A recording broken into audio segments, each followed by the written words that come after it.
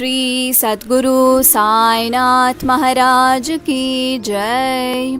Shri Sai Satcharitra, the wonderful life and teachings of Shri Sai Baba, chapter 16 and 17, Quick Brahma-Jnana. These two chapters relate the story of a rich gentleman who wanted Brahma-Jnana quickly from Sai Baba. Preliminary, the last chapter described how Mr. Cholker's vow of small offering was accepted and completed. In that story, Sai Baba showed that he would accept with appreciation any small thing offered with love and devotion, but if the same thing was offered with pride and haughtiness, he would reject it.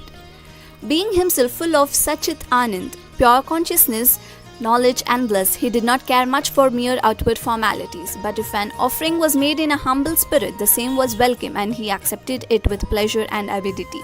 In fact, there is no person more generous and benevolent than a Sadguru like Sai Baba. He cannot be compared to the Chintamani jewel, the Kalpataru, the celestial tree which fulfills our desires, or the Kamadhenu, the celestial cow which yields what we desire. They give us only what we desire, but the Sadguru gives us the most precious thing, that is inconceivable and inscrutable, the reality. Now let us hear how Sai Baba disposed of a rich man who came to him and implored him to give him Brahma-Jnana. There was a rich gentleman, unfortunately his name and whereabouts are not mentioned, who was very prosperous in his life. He had amassed a large quantity of wealth, houses and lands, and had many servants and dependents. When Baba's fame reached his ears, he said to a friend of his that he was not in want of anything, and so he would go to Shri and ask Baba to give him Brahma-Jnana, which if he got would certainly make him more happy. His friend dissuaded him, saying, "It is not easy to know Brahma, and especially so for an avaricious man like you, who is always engrossed in wealth, wife and children, who will in your quest of Brahma-Jnana satisfy you, who does not give away even a paise in charity." Not minding his friend's advice, the fellow engaged a return journey Tonga and came to Shri. He went to the masjid, saw Sai Baba, fell at his feet and said, "Baba, hearing that you show Brahma to all who come to you, I too have come here all the way from my distant place. I am much fatigued by the journey, and if I get Brahma-Jnana from you, my troubles will be well paid and rewarded." Baba then replied, "Oh my dear friend, do not be anxious. I will show you Brahma. Many people come to me and ask for wealth, health, power, honor, position, cure of diseases and other temporal matters. Rare is the person who comes to me and asks for Brahma-Jnana.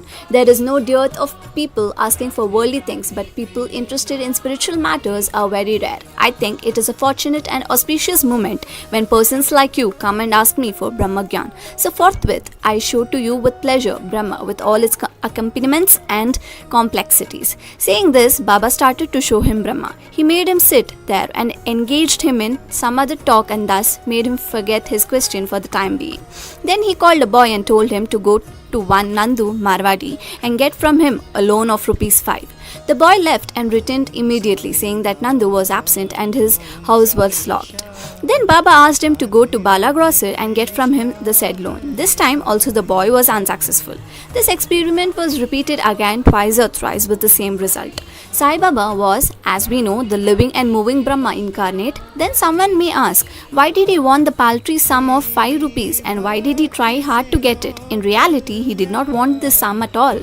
He must have known that Nandu and Bala were absent, and he seemed to have adopted this procedure as a test for the seeker of Brahma. That gentleman had a roll or bundle of currency notes in his pocket, and if he was really earnest, he would not have sat quiet and be a mere onlooker when Baba was frantically trying to get a paltry sum of ₹5. He knew that Baba would keep his word and repay the debt, and that the sum wanted was insignificant. Still, he could not make up his mind and advance the sum. Such a man wanted from Baba the greatest thing in the world, that is Brahma-Jnana.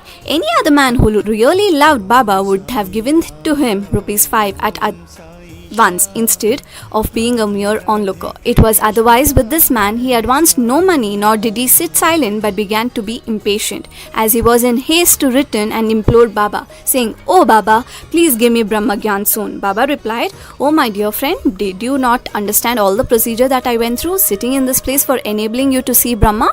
It is in short this: for seeing Brahma, one has to give 5 things, surrender 5 things, that is 5 pranas, vital forces, 5 senses, mind, intellect and ego.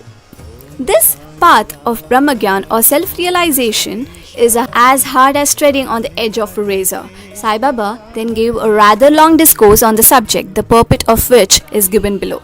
Qualifications for Brahma-Jnana or self-realizations. All persons do not see or realize the Brahma in their lifetime. Certain qualifications are absolutely necessary. Mumukshu, or intense desire to get free. He who thinks that he is bound and that he should get free from the bondage and works earnestly and resolutely to that end and does not care for any other thing is qualified for the spiritual life. Virakti, or a feeling of non-attachment with the things of the world and the next. Unless a man feels disgusted with the things, emoluments and honors which his actions would bring in this world and the next, he has no right to enter into the spiritual realm. Antharmukha, introversion. Our senses have been created by God with a tendency to move outward, and so man always looks outward and not inward. He who wants self-realization and immortal life must turn his gaze inwards and look to his inner self. Catharsis, eliminating all base ideas and emotions. Unless a man has turned away from wickedness and stopped from doing wrong and has entirely composed himself, and unless his mind is at rest, he cannot gain self-realization even by means of knowledge. Right conduct. Unless a man leads a life of truth, penance and insight, a life of celibacy, he cannot get God realization. Preferring Shreyas, the good, to prayers, the pleasant. There are two sorts of things, viz. The good and the pleasant. The former deals with spiritual affairs and the latter with mundane matters. Both these are open to man for acceptance. He has to think and choose one of them. The wise man prefers the good to the pleasant, but the unwise, through greed and attachment, chooses the pleasant. Control of the mind and the senses. The body is the chariot and the self is its master. Intellect is the charioteer and the mind is the reins. The senses are the horses and the sense objects are their paths. He who has no understanding and whose mind is unrestrained has his senses unmanageable, like the stray horse of a charioteer.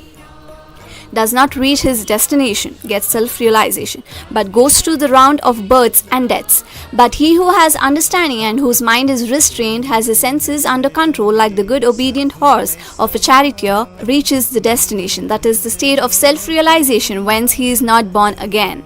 The man who has understanding has his charioteer, the guide, and is able to rein his mind, reaches the end of the journey, which is the supreme abode of all-pervading Vishnu, Lord. Purification of the mind. Unless a man discharges satisfactorily and disinterestedly the duties of his station in life, his mind will not be purified, and unless his mind is purified, he cannot get self-realization. It is only in the purified mind that Vivek, disattachment to the unreal, crop up and lead on to self-realization. Unless egoism is dropped, avarice got rid of, and the mind made desireless, pure, self-realization is not possible. The idea that I am the body is a great disillusion, and the attachment to this idea is the cause of the bondage. Leave off this idea and attachment, therefore, if you want to reach the goal of self-realization. The necessity of a guru. The knowledge of the self is so subtle and mystic that no one by his own individual effort ever hope to attain it. So the help of another person, teacher, who has himself got to self-realization is absolutely necessary. What others cannot give with great efforts and pains can be easily gained with the help of such a teacher, for he has walked on the path himself and can easily take the disciple step by step on the ladder of spiritual progress. And lastly, grace of the Lord is the most essential thing. When the Lord is pleased with anybody, he gives him viveka and vairagya and takes him safe beyond the ocean of mundane existence. The self cannot be gained by the study of Vedas, nor by intellect, nor by learning. He whom the self chooses gains it. To him the self reveals its nature, says the Katha Upanishad. After the dissertation was over, Baba turned to the gentleman and said, "Well, sir, there is in your pocket the Brahma in form of 50 times of 5, rupees 250 rupees. Please take that out."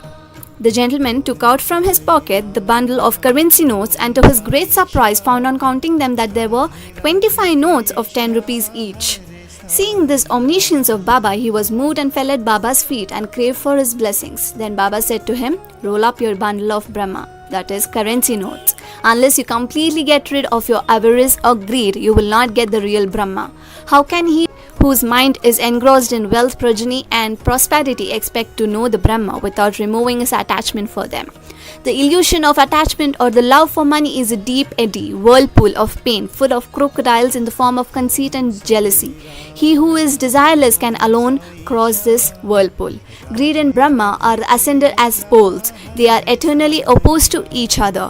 Where there is greed, there is no room for thought or meditation of the Brahma. Then how can a greedy man get dispassion and salvation? For a greedy man there is no peace, neither contentment nor steadiness. If there be even a little trace of greed in mind, all the sadhanas, all the spiritual endeavors are of no avail. Even the knowledge of a well-read man who is not free from the desire of the fruit or reward of his action is futile and can't help him in getting self-realization. The teachings of a guru are of no use to a man who is full of egoism and who always thinks about the sense objects. Purification of mind is absolutely necessary. Without it, all our spiritual endeavors are nothing but useless show and pomp.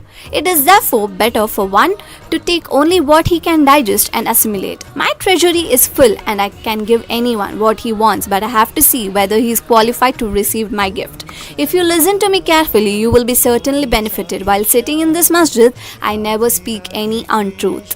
When a guest is invited to a house, all the members of the household and others, friends and relations that happen to be present are entertained along with the guest. So, all who that were present in the masjid at the time could partake of the spiritual feast that was served by Baba for the rich gentleman. After getting Baba's blessings, one and all, including the gentleman, left the place quite happy and contented. Special characteristics of Baba. There are many saints who, leaving their houses, stay in forest, caves or hermitages and in solitude in order to get liberation or salvation for themselves. They do not care for other people and are always self-absorbed. Sai Baba was not of such a type. He had no home, no wife, no progeny, nor any relations near or distant. Still, he lived in the world, society. He begged his bread from 4 or 5 houses, always lived at the foot of the neem tree, carried on worldly dealings and taught all the people how to act and behave living in this world. Rare are the sadhus and saints who, after attaining God vision, strive for the welfare of the people. Sai Baba was the foremost of these and therefore says, Himat Pant, blessed is the country, blessed is the family, and blessed are the chaste parents where this extraordinary, transcendent, precious and pure jewel Sai Baba was born. Both to Shri Sai. Peace be to all. Pranams, Shri Sai.